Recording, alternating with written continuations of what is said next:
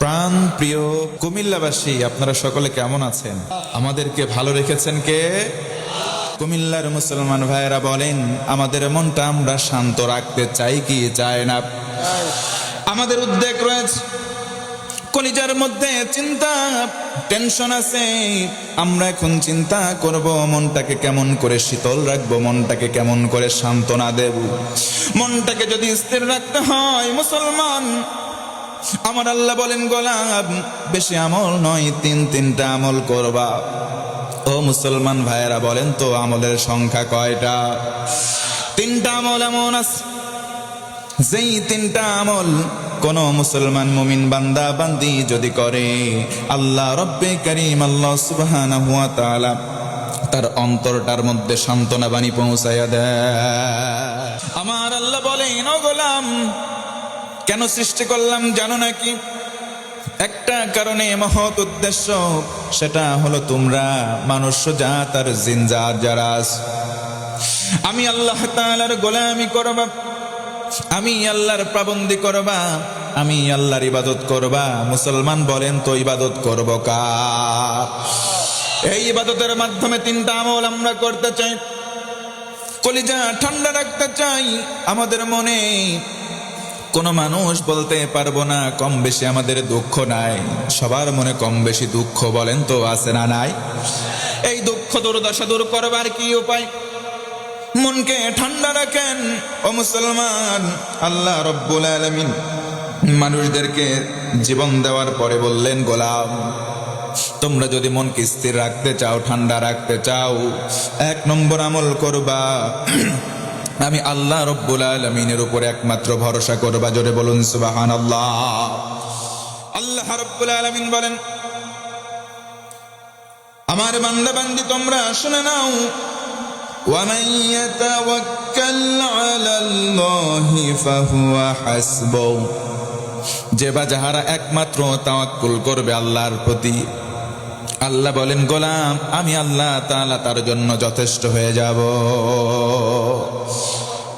আমরা যদি আল্লাহর প্রতি ভরসা করি, আল্লাহর প্রতি দৃঢ় প্রত্যয় হয়, আল্লাহকে বলি, রব আল্লাহ তুমি আমার রব, তুমি আমার সব, একমাত্র যদি ভরসা করি, আল্লাহ বলেন আমি আল্লাহ তোর জন্য যথেষ্ট।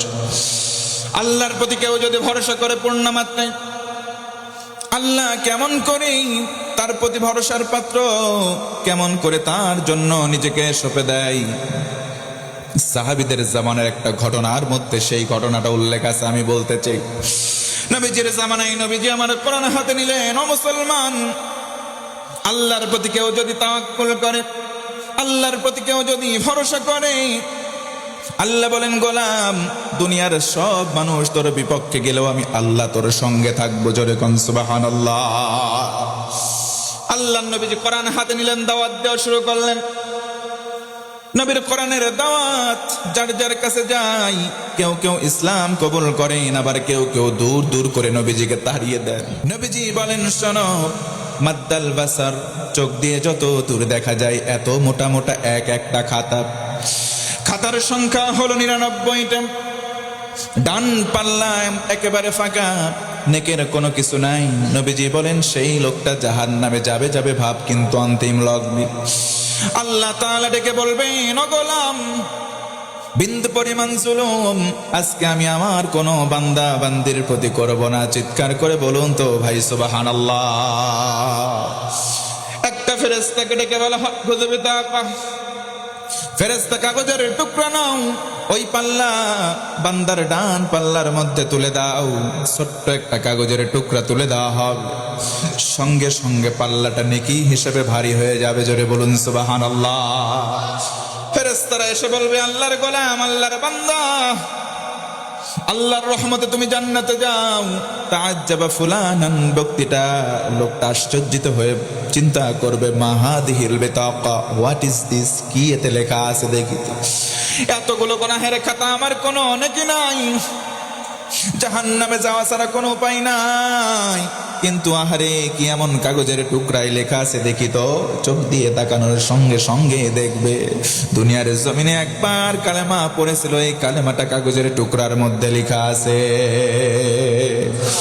আমার নবীজি বলেন, আমার উম্মতেরা শোনো শোনো, মান ক্বালা লা ইলাহা ইল্লাল্লাহ দাখালাল জান্নাহ, যারা একবার বুক মুখ এক করে বলবে কালেমা লা ইলাহা ইল্লাল্লাহ মুহাম্মাদুর রাসূলুল্লাহ, এই কালেমা যারা একবার জবানে মোবারক দিয়ে বের করবে, অন্তর দ্বারা স্বীকৃতি দেয়, নবীজি বলেন শোনো, কোন শর্ত বাদ দিয়ে আল্লাহ রব্বুল আলামিন কিয়ামতের দিন তাকে জান্নাতি বলে ঘোষণা দিবেন। জোরে বলুন সুবহানাল্লাহ। এই জন্য কালেমার সঙ্গে সম্পর্ক বাড়ানোর দরকার। জোরে বলেন তো আছে না নাই?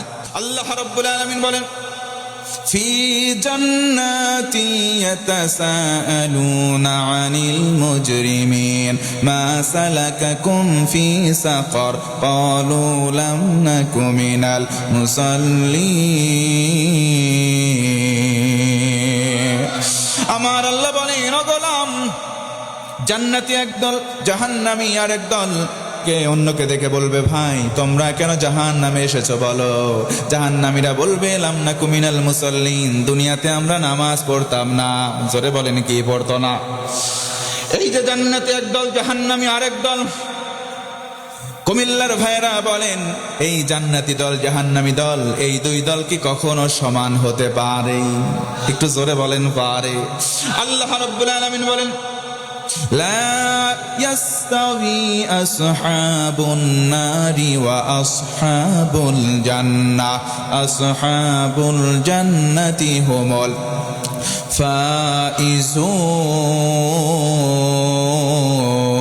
ফাইজুন। হয় নাই? জোরে বলেন আল্লাহু আকবার। আমার আল্লাহ বলেন, ও গোলাম, লা ইয়াস্তাবি, কখনো কোশ্চেন কালে সমান নয়, আসহাবুন নারি ওয়া আসহাবুল জান্নাহ, জাহান্নামী আর জান্নাতি দুই দল সমান নয়। আসহাবুল জান্নাতি হুমুল ফাইজুন, জান্নাতি যারা চূড়ান্ত সফল, তারা চিৎকার করে কোন সুবহানাল্লাহ। তাহলে বলেন তো দেখি, নামাজ কয় ওয়াক্ত? 5 ওয়াক্ত নামাজ কেউ ছেড়ে দেব? 3 নম্বর আমল হলো, আল্লাহ রাব্বুল আলামিন 3 নম্বর আমল দিলেন ধৈর্য। ধৈর্যের সঙ্গে সঙ্গে তওবা। বলেন তো দেখি, আমার আপনার জীবনে ছোটখাটো গোনা আছে না নাই? গোনা যদি না থাকে একটু হিম্মত নিয়ে বলেন, হুজুর আমার জীবনে কোনো গোনা নাই। কেউ আছেন নাকি? আমাদের জীবনে ছোটখাটো সকলের গোনা আছে। এই জন্য বলি, গোলাম, আল্লাহ তাআলা সুন্দর করে বলেন, পৃথিবীতে যারা আছো আমার গোলাম বান্দা বান্দি, শোনো, মান তাবা ওয়া আমানা ওয়া আমিলা আমালান সালিহা ফাউলাইকা ইউবাদদিলুল্লাহু সাইয়্যাতিহিম হাসানাত। আল্লাহ বলেন, পেছনের জীবনে যত গোনা, তওবার মতো তওবা করলে আমি আল্লাহ সব গোনাকে কনভার্ট করে নেকি বানিয়ে দেই। বলেন না সুবহানাল্লাহ? ও আমার মা, ও আমার বোন, 4টা আমল করবেন। নাম্বার 1, 1 নম্বর হলো নামাজ আপনি ছেড়ে দেবেন না, 5 ওয়াক্ত নামাজ পড়বেন। যদি আপনার শরীর খারাপ থাকে শুধু সে সময় মাফ। 2 নম্বর হলো রোজা, রমজান মাসের রোজা পালন। এই সময় আপনার শরীর যদি অসুস্থ থাকে, এই সংখ্যাটা পরে পূরণ করবেন, রোজা পালন করায় লাগবে। 3 নম্বর হলো পর্দা। আল্লাহ নবীজি একদিন বসে আছেন, বেশ কিছু সাহাবীরা বসা। একজন সাহাবী পিছন দিক থেকে গুটি গুটি পায়ে নবীর কাছে এসে বললেন, মাতা সাআতু ইয়া রাসূলুল্লাহ, নবীজি কিয়ামতটা কবে হবে? নবীজি বললেন, মা ইস্তাআদাততা লাহা, কিয়ামতের জন্য তোমার প্রস্তুতি কেমন, তোমার পুঁজি কেমন, তোমার আমল কেমন আগে বলো। সাহাবী বলবেন, ইয়া রাসূলুল্লাহ, আমি আমার কলিজার চাইতে বেশি আল্লাহ এবং রসুলকে ভালোবেসেছি, এছাড়া আমার কোনো আমল নাই। নবীজি মুস্কি হেসে বললেন, আর তোমার কোনো চিন্তা নাই, কোনো ভয় নাই। যার সাথে যার মহাব্বত, তার সাথে তার কিয়ামত, যদি হয় জান্নাত না হয় জাহান্নাম। আওয়াজ করে বলেন আল্লাহু আকবার। তাহলে যার সাথে যার দুনিয়া, তার সাথে তারা হাসর নাসর এবং জান্নাত। তাহলে এমন মানুষের সঙ্গে সঙ্গী হন যারা জান্নাতে নিয়ে যাবে। এমন মানুষের সঙ্গে সঙ্গী হবেন না যে আপনাকে জাহান্নামের পথে ধাবিত করবে। মুসলমান জ্ঞানীর জন্য ইশারা যথেষ্ট। জান্নাতি যারা, তাদের সঙ্গে আমরা সঙ্গ দেব ইনশাআল্লাহ।